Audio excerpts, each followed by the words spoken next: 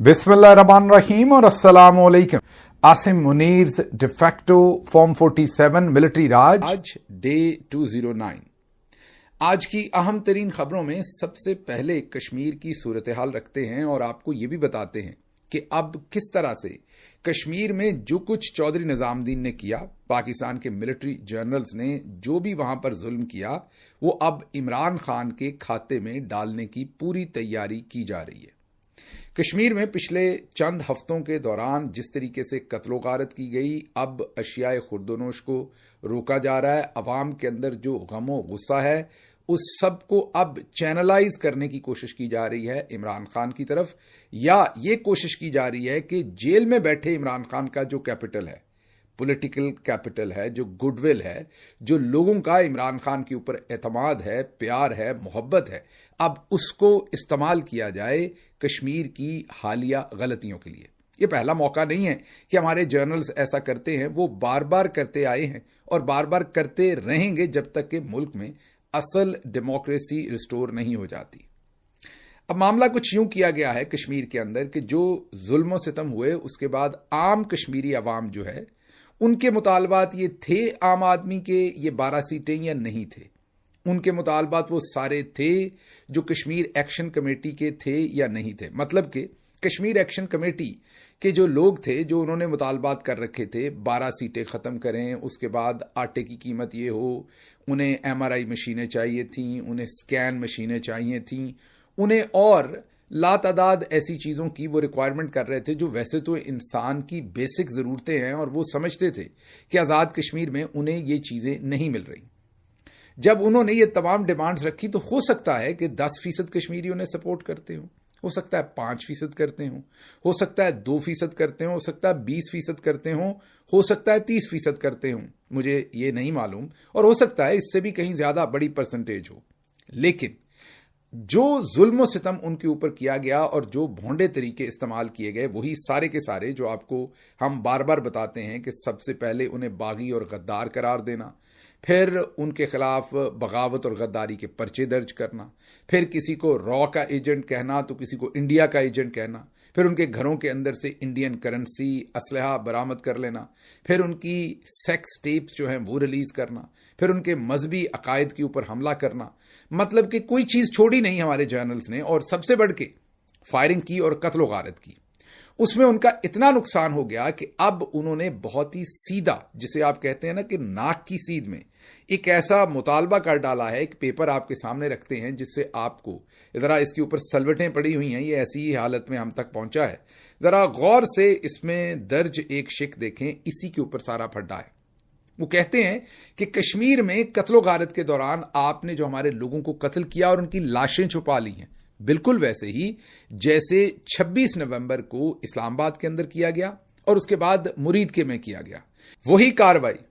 वही कार्रवाई चौधरी निजामुद्दीन ने कश्मीर के अंदर भी दोहराई है। और अब कश्मीर एक्शन कमेटी ये इल्जामात लगा रही है कि उनकी बहुत सारी लाशें गायब हैं, उनके लोगों को कत्ल कर दिया गया और लाशें गायब कर दी गई ताकि नंबर कम रहे कत्लो गारत का, क्योंकि लाशें होंगी तो सबूत होगा कि कितने लोगों को कत्लो गारत की गई है उनकी। अब कश्मीर एक्शन कमेटी का सीधा मुतालबा, जो सबसे पहला बड़ा मुतालबा है, वो ये है कि हमारी लाशें वापस करो, उसके बाद आपसे कोई भी बात होगी। वो बात करना चाहते हैं, वो इस वक्त मुज़ाकरात करना चाहते हैं, लेकिन स्टार्टिंग पॉइंट उन्होंने रखा हुआ है कि हमारी लाशें वापस करें ताकि फिर हम आपके साथ बैठ के बातचीत कर सकें।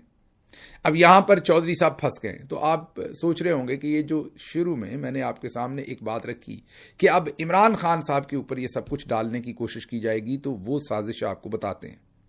मुल्क के तूलो अर्ज में पाकिस्तान तहरीक इंसाफ को एक पॉलिटिकल पार्टी के तौर पर रजिस्टर्ड होने की इजाजत नहीं।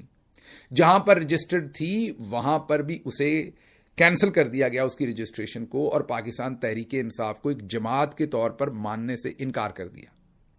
अब जमात ना भी हो तो इंतखाबी निशान फिर भी मिल जाता है, और अब तो सुप्रीम कोर्ट भी मानती है कि मिलना चाहिए था बल्ले का निशान। लेकिन याद कीजिए, काजी फायज ईसा, बल्कि काजी लानत ने उस वक्त वो बल्ले का निशान भी तहरीक इंसाफ से छीन लिया, और पाकिस्तान तहरीक इंसाफ के जितने भी उम्मीदवार थे, किसी ने कद्दू पर, गाजर पर, जूते पर, बेलन पर, पता नहीं किन किन निशानों के ऊपर इलेक्शन लड़ा। MNA کے کینڈیڈیٹ کے پاس ڈفرنٹ الیکشن کا نشان تھا، انتخابی نشان، تو MPA کے پاس ڈفرنٹ تھے. ایک ہی حلقے میں کئی نشان لوگوں کو یاد کرنے پڑے. اس کے باوجود 2/3 میجورٹی سے زیادہ پاکستان تحریک انصاف اور عمران خان کے سپورٹڈ کینڈیڈیٹس جو ہیں آزاد جو لڑے وہ جیتے. اس کے بعد خیبر پختونخوا کا الیکشن آیا. وہاں پر بھی تحریک انصاف کو ایک پارٹی کے طور پر گھسنے نہیں دیا گیا. پاکستان تحریک انصاف کی لیڈرشپ نے ہاف ہارٹڈلی وہ الیکشن لڑا. میں مین لیڈرشپ کی بات کر رہا ہوں جنہوں نے وہاں پہنچ کے انتخابی مہم چلانی تھی. چند دن پہلے انہوں نے جانے کی کوشش کی. کمپیریزن میں پیپلز پارٹی اور نون لیگ بہت دن پہلے وہاں پر موجود تھی. اب پاکستان تحریک انصاف کو جانے تو نہیں دینا تھا لیکن کوشش تو پہلے کرنی چاہیے تھی، تو کوشش بھی لیٹ کی گئی. اس کے بعد انہوں نے جانے بھی نہ دیا. تو پاکستان تحریک انصاف کے ساتھ گلگت بلتستان میں بھی وہی کیا گیا جو باقی ملک کے طول و عرض میں تھا کہ تحریک انصاف کو ایک پارٹی کے طور پر بھی نہ مانا گیا، بلے کا نشان بھی نہ دیا گیا. لیکن اب خوبصورتی دیکھیے، ابھی الیکشن دور ہے آزاد کشمیر کا، تو تحریک انصاف کو، جی ہاں، تحریک انصاف کو بلے کا نشان بھی دے دیا گیا اور پارٹی کی رجسٹریشن کے لیے بھی عدالت حکم دے رہی ہے. پاکستان کے اندر تو اس وقت سپریم کورٹ اور آئینی عدالتیں بھی آپ یہ کہیں کہ چودھری صاحب کے گھر کی لونڈی بن چکی ہیں. تو ایسے حالات میں بیچاری آزاد کشمیر کی ہائی کورٹ کی کیا حیثیت ہے؟ میں آزاد کشمیر کی عدالت کو کسی طرح سے بھی ڈس رسپیکٹ نہیں کر رہا، لیکن یقین کیجئے کہ دوسرے علاقوں میں سے شاید سول جج کے پاس زیادہ پار ہوگی. جو سول جج ہوتا ہے اس کے پاس شاید زیادہ پار ہو، یا کوئی سول جج شاید کھڑا ہو جائے. بیچارہ آزاد کشمیر کی ہائی کورٹ نہیں کھڑی ہو سکتی. آزاد کشمیر کی ہائی کورٹ نے اب چودھری صاحب کے کہنے پر یہ فیصلہ دے دیا کہ پاکستان تحریک انصاف کو الیکشن لڑنے کی بھی اجازت ہے، پارٹی کے طور پر اسے فوری رجسٹرڈ بھی کریں اور انتخابی نشان بھی دیں. مطلب کہ تحریک انصاف کے سارے غم ختم ہو گئے، ساری پریشانیاں ختم. جو چیزیں پاکستان تحریک انصاف کو نہ پورے پاکستان میں ملی نہ گلگت بلتستان میں، وہ اچانک سے آزاد کشمیر میں پاکستان کے ملٹری جرنلز نے کھول دی. اب ایک طرف یہ صورتحال ہے، دوسری طرف اگر بورڈ دیکھیں جو اس وقت بورڈ بنایا ہوا ہے پاکستان تحریک انصاف نے، اس میں کچھ تو معتبر نام ہیں. جیسے میں سلمان اکرم راجہ صاحب کو ایک ایماندار آدمی سمجھتا ہوں کہ ان پر یہ الزام نہیں لگایا جا سکتا کہ انہوں نے پیسے پکڑ لیے. ہاں، واقعی ان کی پولیٹیکل ججمنٹ کے اوپر ہم سب تنقید کر سکتے ہیں، اور تنقید سیاست میں ایک بہت ہی اچھی چیز ہوتی ہے، اس سے ہم سب کو سیکھنے کا موقع ملتا ہے. اب اگر سلمان اکرم راجہ صاحب اور چند اور لوگ اس بورڈ میں ہیں، تو اس بورڈ کے اندر ایسے لوگ بھی ہیں جو سرٹیفائیڈ جرنلز کے ٹاؤٹ ہیں. بہت سارے لوگ تو پارٹی چھوڑ کے چلے گئے اور انہوں نے پارٹی کے ساتھ ایک لمحہ نہیں گزارا. آپ دوسرے لفظوں میں کہیے کہ وہ بنا وردی کے جرنلز کے وہ اہلکار ہیں جو اس وقت بورڈ کے اندر بیٹھے ہوئے ہیں. تو وہ ٹکٹیں ان کو دیں گے؟ وہ ٹکٹیں چودھری کے لوگوں کو ہی دیں گے. اس میں ایسے لوگ بھی ہیں جن پر ماضی میں الزامات بھی ہیں اور کافی حد تک وہ الزامات ثابت بھی ہیں کہ وہ پیسے لے کر ٹکٹیں دیتے ہیں، تو پیسے لے کر بھی ٹکٹیں بیچی جائیں گی. تو پھر چودھری یہ کیا کر رہا ہے؟ چودھری یہ کر رہا ہے کہ جو کچھ کشمیر کے اندر کیا گیا، لاشیں تک غائب ہیں. میں نے شروع میں آپ کے سامنے یہ بات رکھی کہ شاید شروع میں جب کشمیر ایکشن کمیٹی نے یہ سب کچھ شروع کیا